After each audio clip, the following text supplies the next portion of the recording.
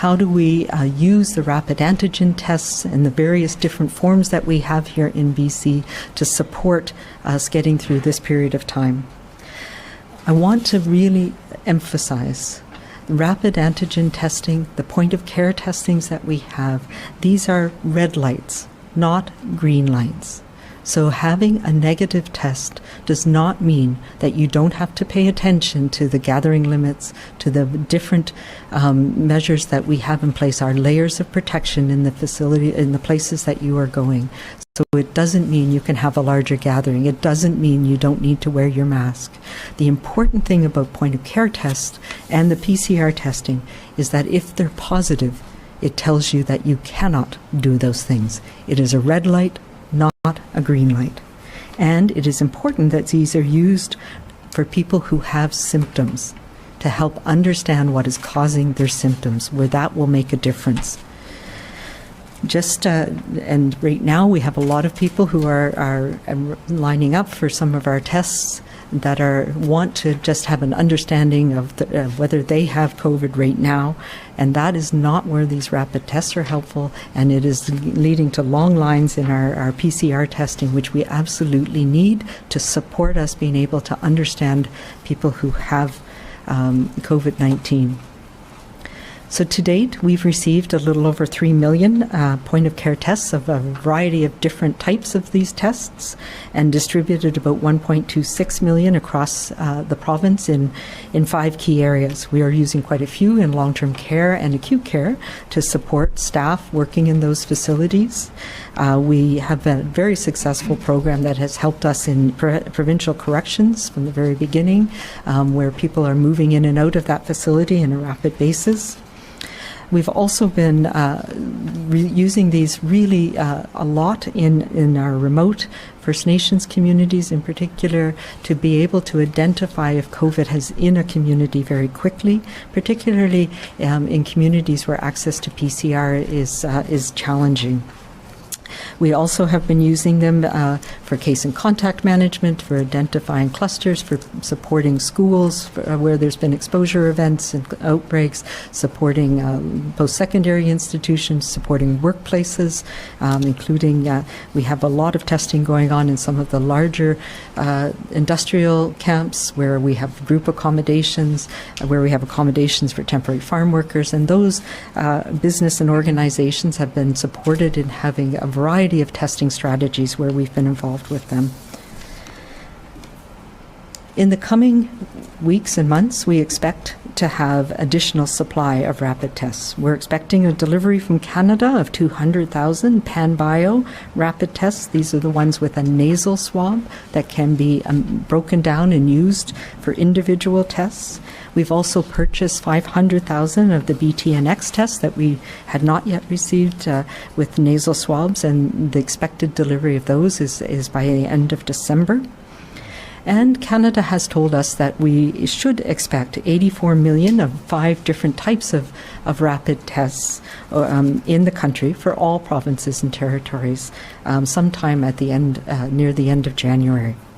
Of these, about 10 million are expected to be the at-home lateral flow tests, the ones that we have been planning to receive for some time. And we have requested our share, which is about 13.5% of these. So that leaves us about 11 million different types of tests that we expect will arrive sometime in the middle to end of January.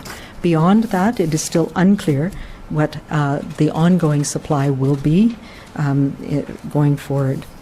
So our planning right now, between mid-December, between now and between when the ongoing supply comes in, or when the additional supply comes in mid-January, we're currently using about 35,000 tests per week, and we have an inventory of about 2.6 million of different types of tests. We are going to be expanding our use to support the collection or the testing of people at our testing sites, at health sites, people with symptoms. And that's where the majority of these will be going and are going already, to support rapid testing of people with symptoms who are at low risk of having severe illness. And so we can provide advice on how to self-manage their illness.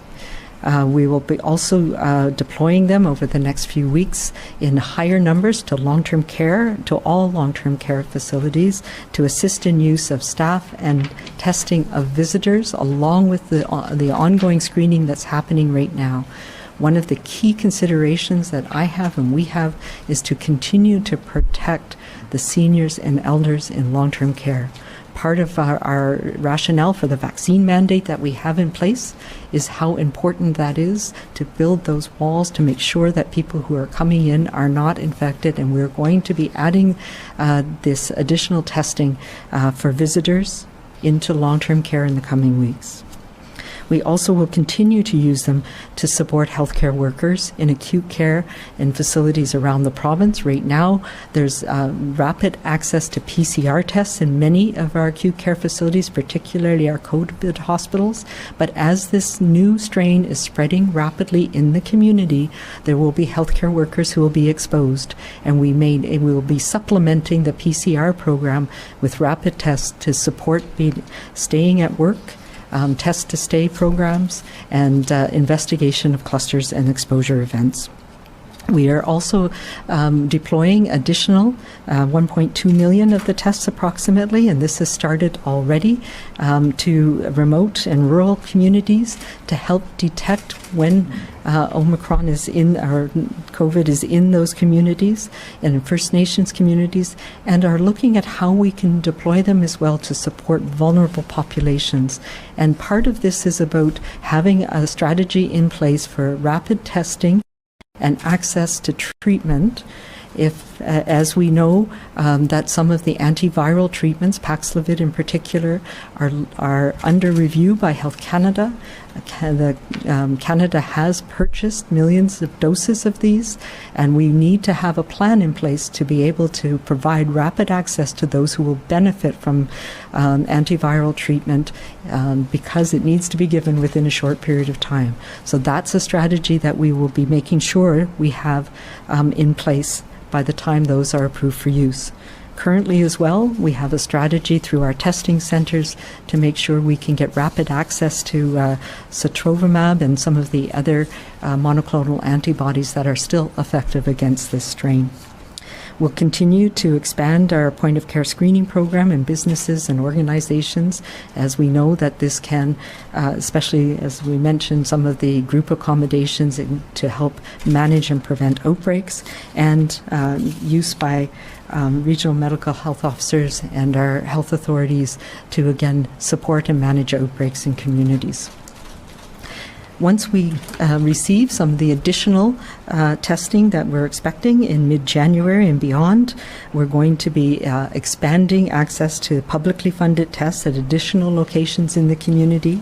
This is to help look at how we can manage community spread and protect people who are clinically extremely vulnerable in these communities.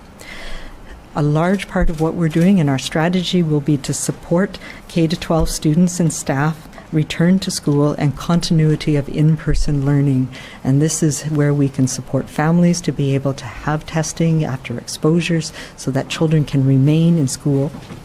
As well, we'll be using them to support return to campus for post-secondary education for students, faculty, and staff in residences, and expanding the programs that we have had in those areas. And finally, expansion and replenishment for the work that we're doing with rapid tests in long-term care and acute care and in our healthcare facilities across the province. We will, of course, continue to monitor the effectiveness and the utility and how we are using these, and making sure that we can support their effective use for people who have symptoms and need to understand their need to isolate and manage over the coming months. So we are in a very uncertain time.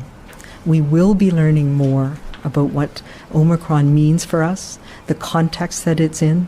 We're reserving we're deploying our rapid tests to supplement the testing so that we can understand how it's moving through our communities, and so we can ensure that we have the healthcare resources to keep our healthcare system functioning.